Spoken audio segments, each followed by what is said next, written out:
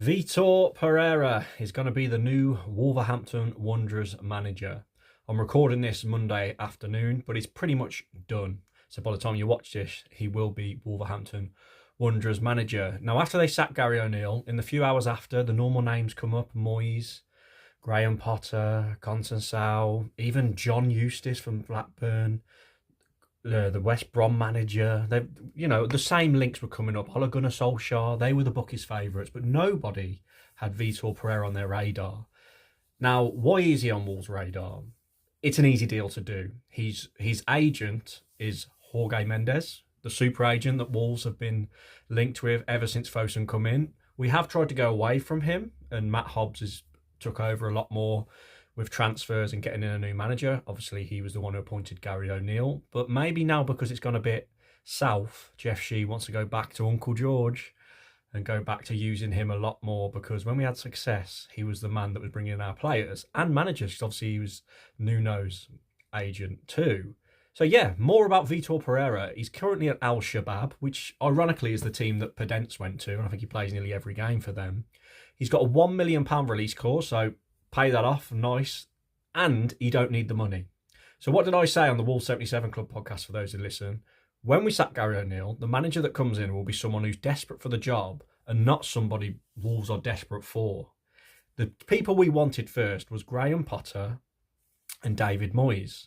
Now, allegedly, Wolves approached them and they both did not want the job because it's halfway through the season and because they're not a fan of the self-sustainable model that Fosun are working under, which you can't blame them. When we got Lopetegui, they promised him we'd throw millions at it. He come, and it eventually broke down because they went against those promises in that summer, and that's why he left.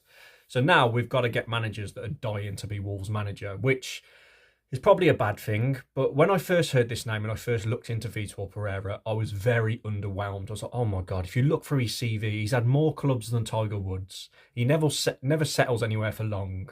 He was in Shanghai, their manager, for 3 years. That's pretty much the longest he's been somewhere. But then you look into it a bit deeper. He's quite passionate. I've seen a press conference of him being really passionate. So that's a good thing. He's won league titles with Porto, with Shanghai, as I mentioned. He won a league title with Olympiacos in Greece. So that's a good aspect to him. Why has he had so many clubs? That's a bit of a red flag. It's got to be said. And also another big red flag is he applied for the Everton job in 2022, got quite deep in the interview stages, and they, in the end, went against having him as their manager.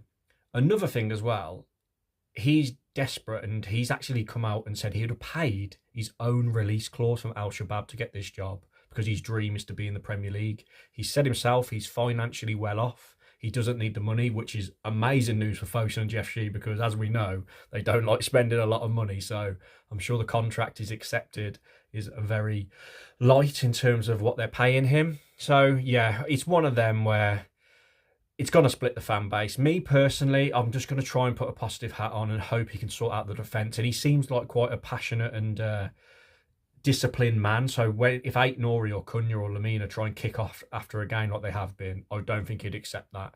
He seems like the person who'd put his foot down. He also speaks very good English. Obviously, being Portuguese, he'll be able to communicate with a lot of our squad who speak that language.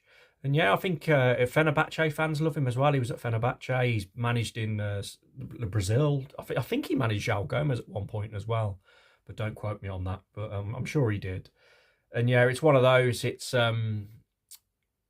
not amazing, is it? It's slightly underwhelming, but we've just got to hope that he does a good job. We've got to hope that he can sort our defence out and get us out of this mess that we're in. They've got to back him in January, which I'm sure they will. I think they know they have to. And I wish him all the best.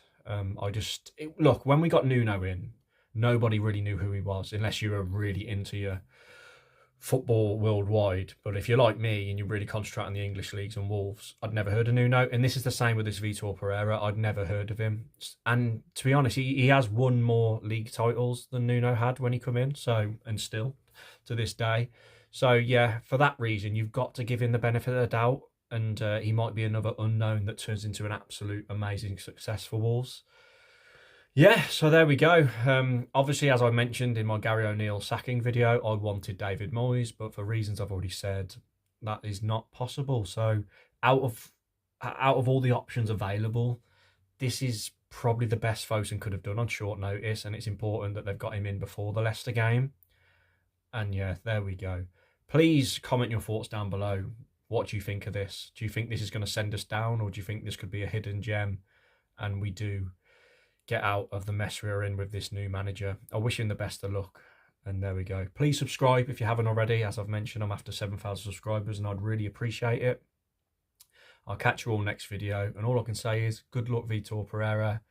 The fans will give you the backing that I'm sure you want. And I hope it all goes well. Cheers for watching, everybody.